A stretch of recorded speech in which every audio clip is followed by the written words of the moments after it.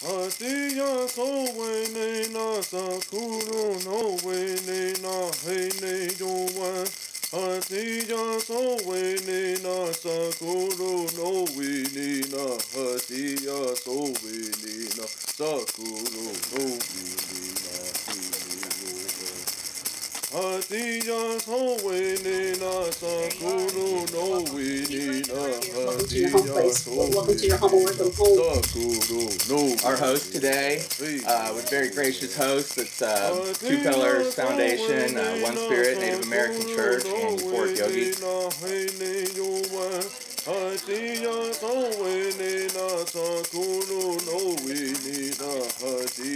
Welcome to the Entheogen and Spirituality Conference. Super happy you all could be here. Entheogens are conscious-altering substances. They'll help connect you with spirituality, the spirit inside yourself, your higher self. They're great for personal growth, breaking thought patterns, just becoming a better person, you know, a better version of yourself.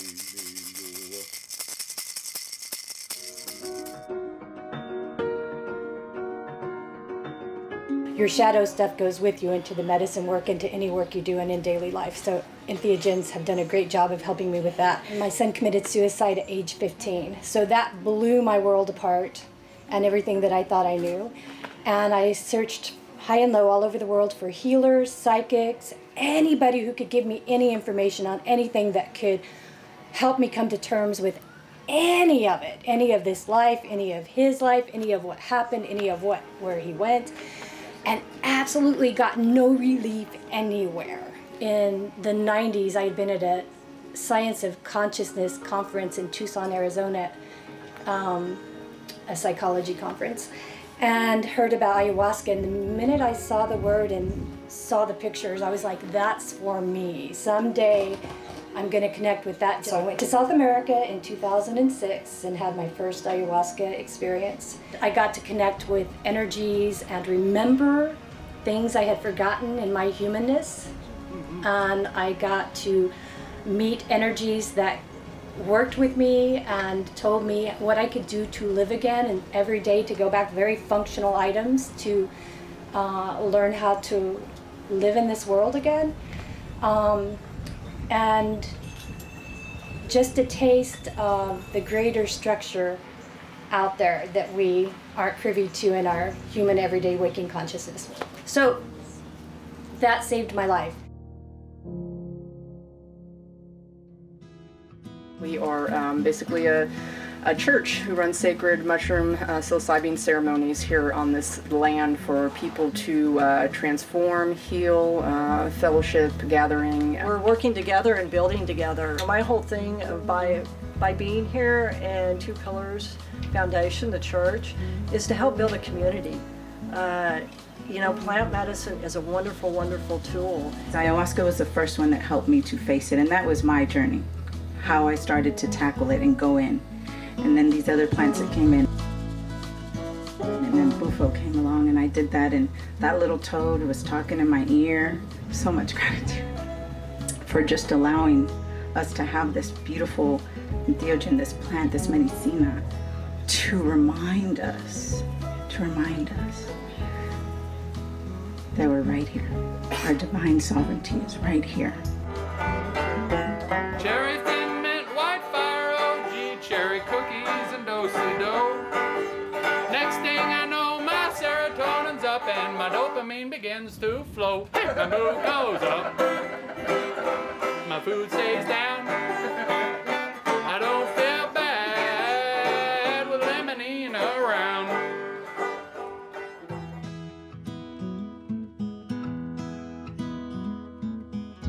I was a scared little boy. No matter how big I am, I was just this scared little boy. And I was trying to put off this persona like I wasn't. Started training for a triathlon and I got recruited to a program in the military that ended up getting me hurt. I was in a wheelchair for a few years, fighting for my life.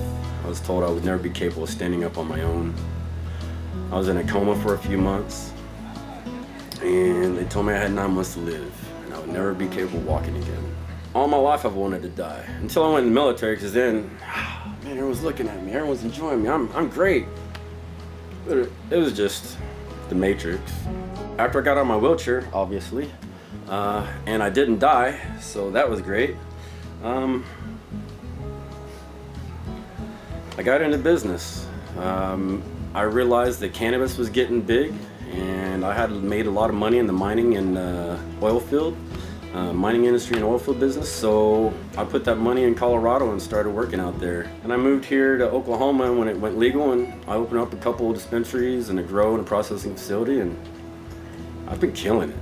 I'll go 16 to 18 hours a day just so I can avoid my problems, because work is easy. That's making me money and I love it.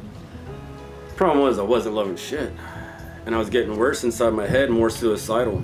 8 hours. I took 3 ounces of ayahuasca at noon, and for 8 hours all I did was cry. And I couldn't stop. Like that first journey, like I didn't want to feel good, but I didn't have a choice. I felt great. The first time in my life where I felt like I understood some stuff that I didn't before. I was like, all right, maybe there's something to this. Then the next day, we do another ceremony. I was like, all right, there's definitely something to this. And then I went to sleep, and the first thing I thought of is, I got 600 pills in my bag. I need to go throw them away. So I went and dumped all the pills down. It took me 4 times to flush them because they just wouldn't go.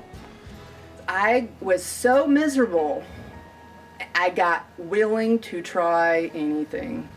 I got willing to take the deep dive into myself that I had avoided my entire life because it was so difficult and so painful to look at all those wounds and look at all those shitty ass ways of thinking about myself, all the things that I would tell myself. I'm not good enough, I'm not smart enough, what all those things, all those made up stories that were created out of those experiences that I had. Everything that I'm doing is in line with helping people and myself get to a deeper self-awareness, understanding the deeper core of self in all of the facets.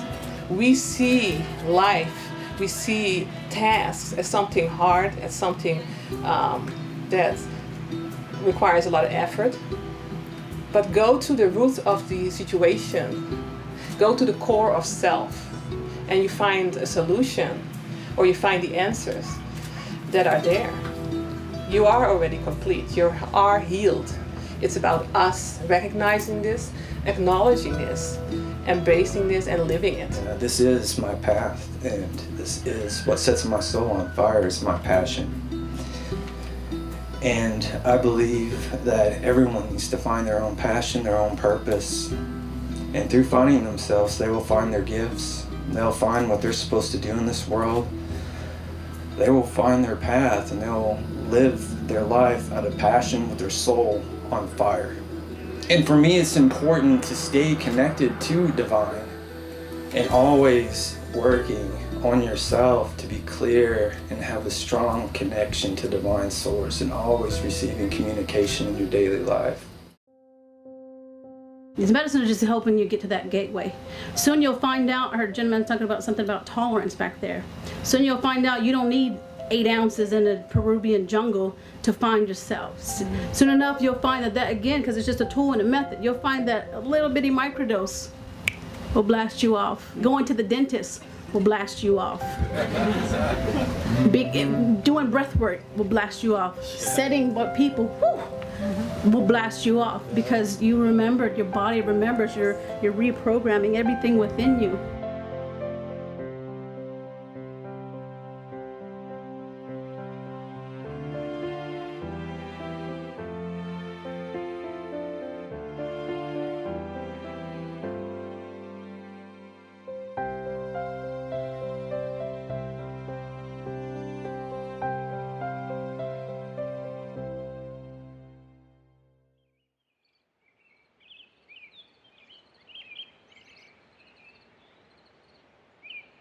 We're trying to align with folks that are wanting to come for a healing intention.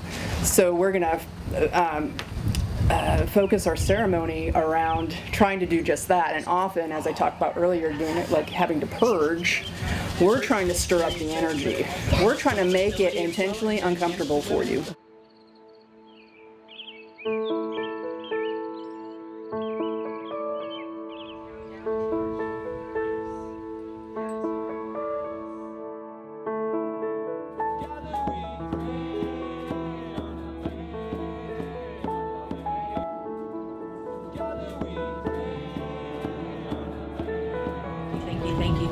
thank you.